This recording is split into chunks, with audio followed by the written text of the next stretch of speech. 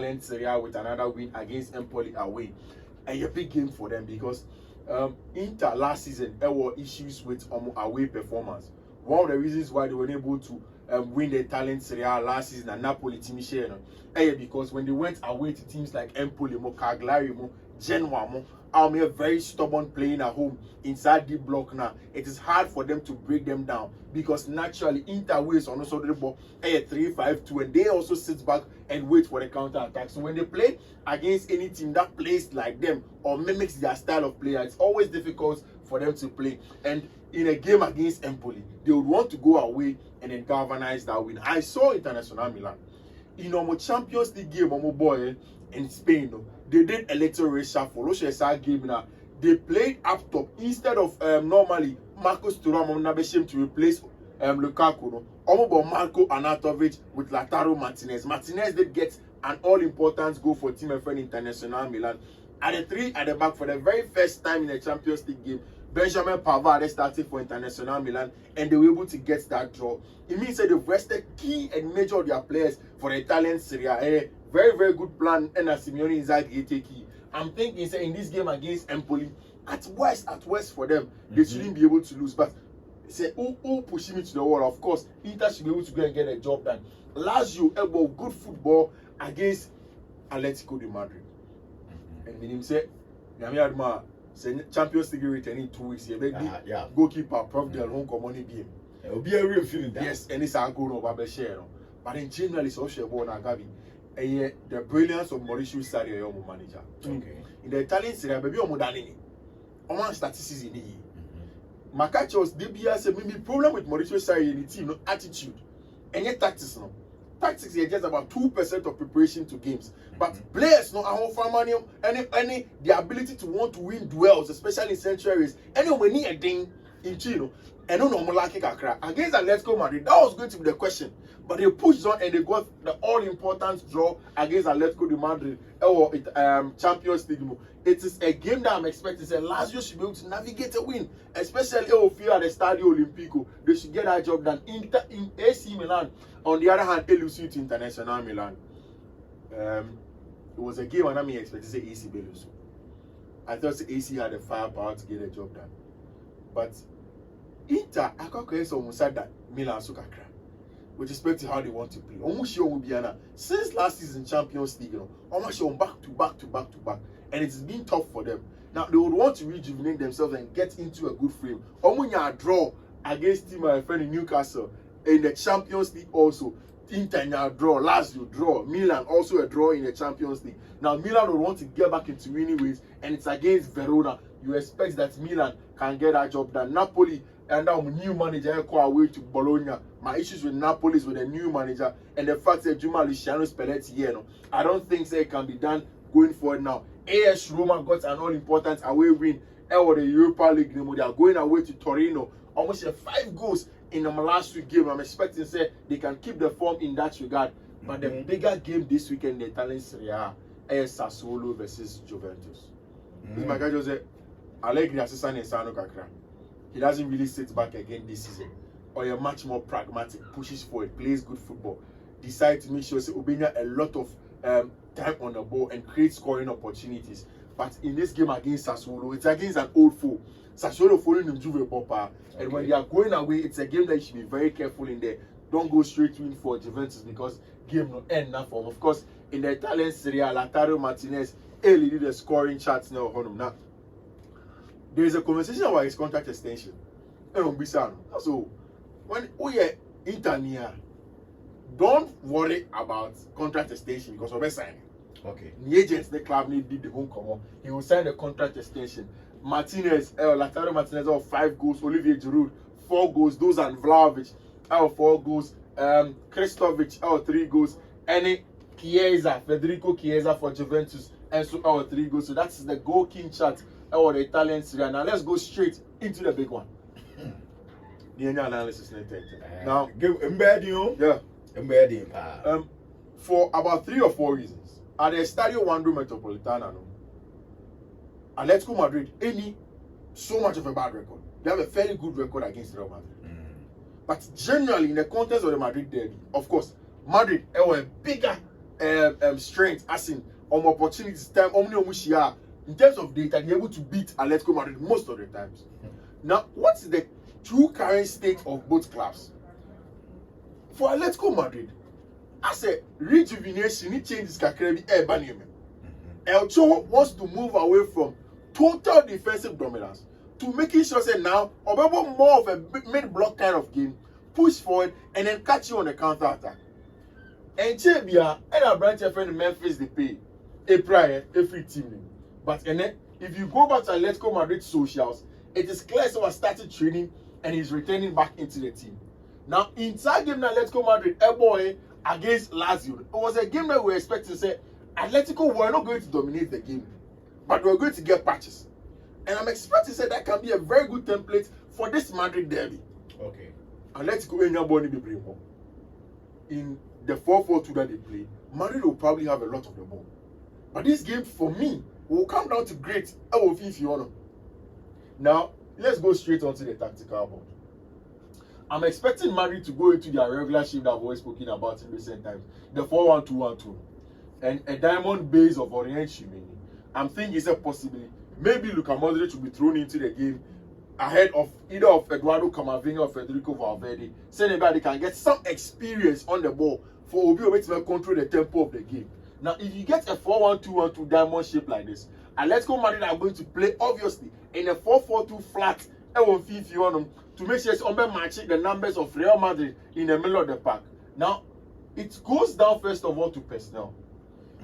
How Atletico Madrid able the ball with you? It is hinged on the counter-attacking and then the directness of one Alvaro Morata and Thomas Lemar. Lemar is injured, so most likely he's going to play this game. Now, you are going to get another attacker in addition to Abrantia, your friend was Alvaro Morata. So Antoine Griezmann plays as an inside number 10 in that game. And Rich, Gabi, so okay, the two formations of the various teams. The weakness of the Madrid formation is in wide areas.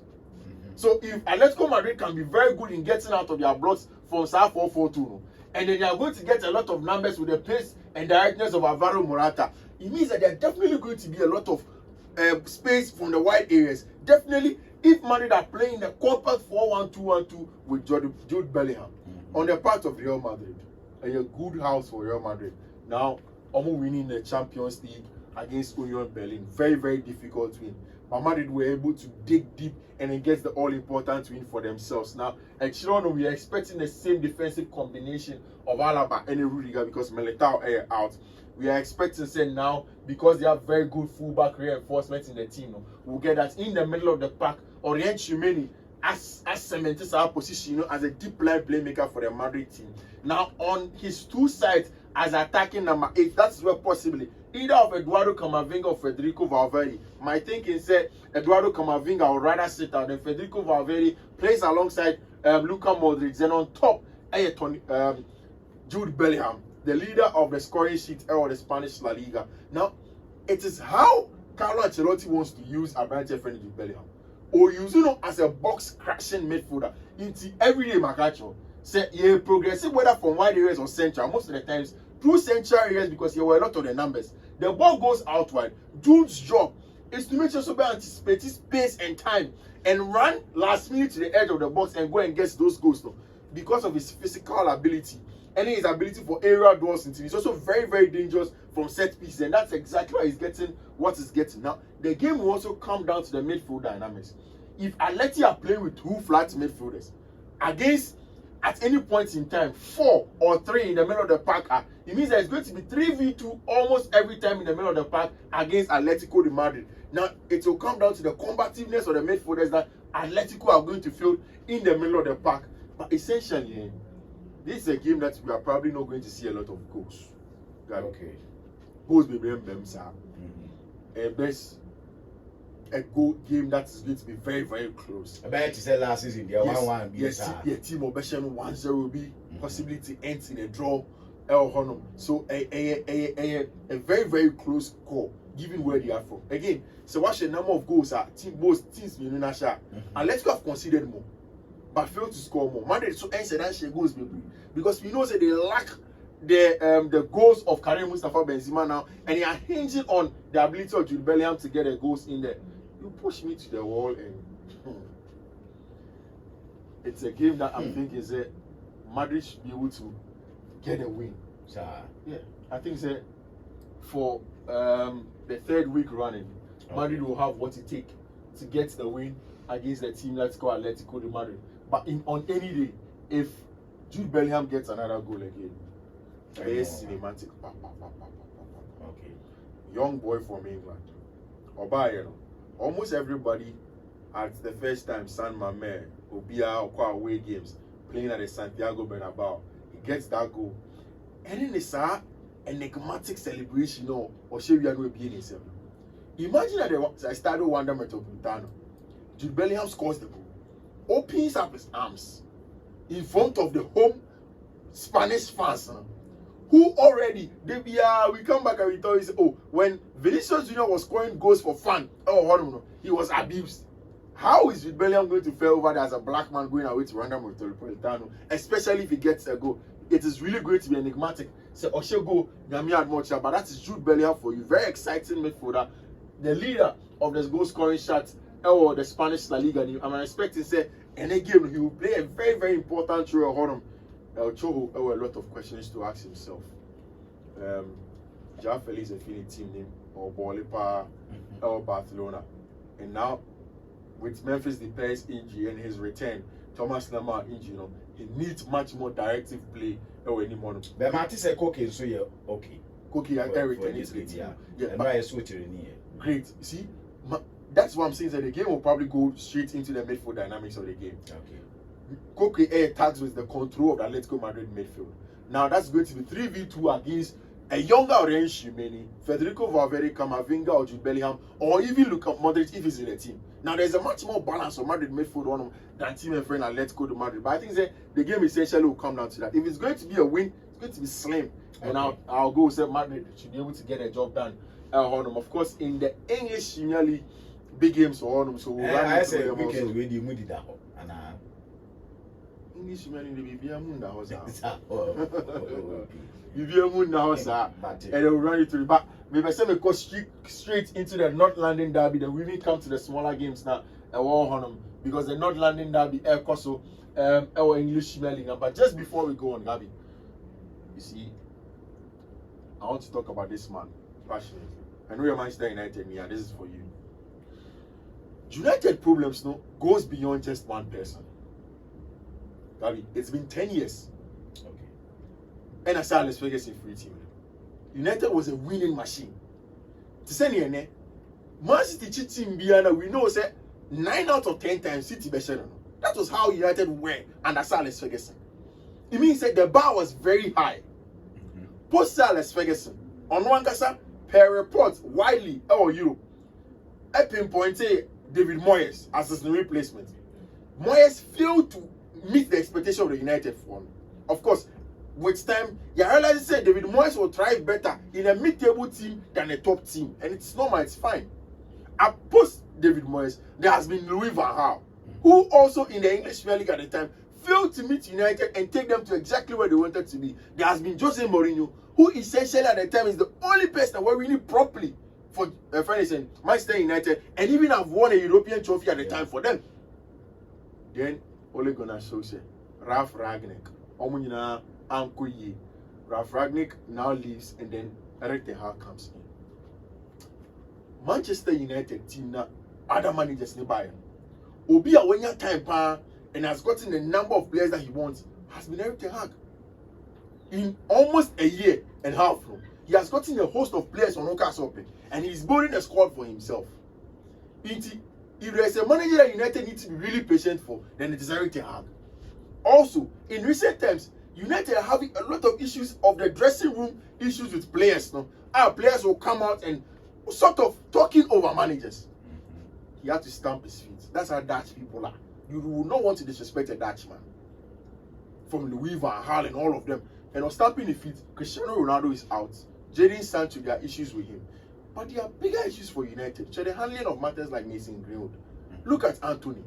In the context of the club being going to be sold or not. No? As it stands now, say United will be sold or not. Verbatim. And it's only a lot. And on one side, on the field issues, so the management of some of the players. Anyhow he wants to play. Players need to be prepare. So single-handedly saying that Eric Ten Hag and the coach is not good enough. No? I think they're far-fetched kakra. Okay. But say critics to be all man, it goes into the coach as well. Okay. Because on one build the team, Rasmus Holland would have to fire. Jadon Sancho, of course, any player, but Anthony, Tyro Malaysia, Mason Mount, Sofiane Amrabat, Andrew Onana, players of the Oma Benin, with time, I think that you need to be a little bit much more careful. Going forward, you will see how the United team will be good and you can judge them properly as to if Eric Ten Hag is the man properly for the job or Manchester United. Now, to the North London derby. Whilst Eric Ten Hag and struggling to get a job done, Mikel Arteta is now. Arsenal captain Odegaard are extending a contract. The North London derby is a big one. 2 seasons ago, when Arsenal failed to qualify to the Champions League, it was at the hands of Tottenham Hotspur. Now you'd expect that in games like this, Tottenham would do everything possible to stop Arsenal. And you see, and not just an Arsenal side at elbow, but Tottenham are also in a very, very good place. If you look at the Italian, the English Premier League table now, Arsenal and Tottenham are in the top half.